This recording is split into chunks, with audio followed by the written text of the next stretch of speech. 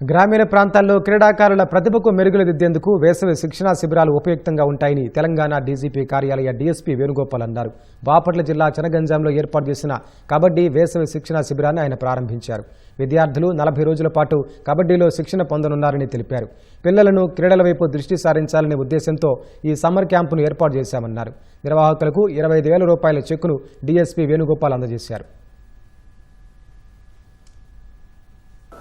వేసవి కాలంలో పిల్లలు ఎటువంటి వేరే అలవాట్లకి లోను కాకుండా వాళ్ళని క్రమశిక్షణలో పెట్టాలి, క్రీడల వైపు ఆకర్షించాలనే సదుద్దేశంతో గత 17 సంవత్సరాల నుంచి ఈ కార్యక్రమం నిర్వహిస్తున్నాము. ఇక్కడ శిక్షణ తీసుకుంటే ఎంతో మంది క్రీడాకారులు income tax, railways, army and postal లాంటి డిపార్ట్మెంట్స్ లో ఉద్యోగాలు పొంది ఉన్నారు.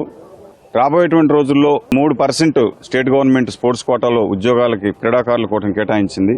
దాన్ని ఉపయోగించుకోవడం నిమిత్తము ఎక్కువ మంది క్రీడాకారులు ఇక్కడి నుంచి రావాలని, ఆ స్పోర్ట్స్ కోటను ఉపయోగించి గ్రామీణ యువతి క్రీడల్లో స్థిరపడాలని చెప్పేసి మేము కోరుకుంటున్నాము. 17 సంవత్సరాల నుంచి శిక్షణ ఇస్తున్నాను.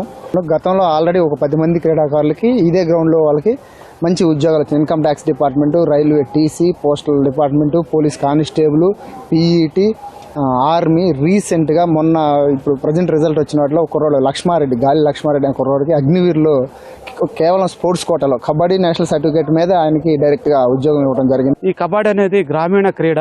ఈ గ్రామీణ క్రీడ అంతరించిపోతుంది అనే సందర్భంలో కేపీఎల్ కబడ్డీ ప్రీమియం లీగ్ రావటం, మళ్ళా ఒక ఉవ్వెత్తున ఈ కబడ్డీ గురించి ప్రచారం జరగటం కూడా మాకు అందరికీ, కబడ్డీ క్రీడాకారులకి, కబడ్డీ ప్రేమికులకి అందరికి కూడా చాలా సంతోషకరమైనటువంటి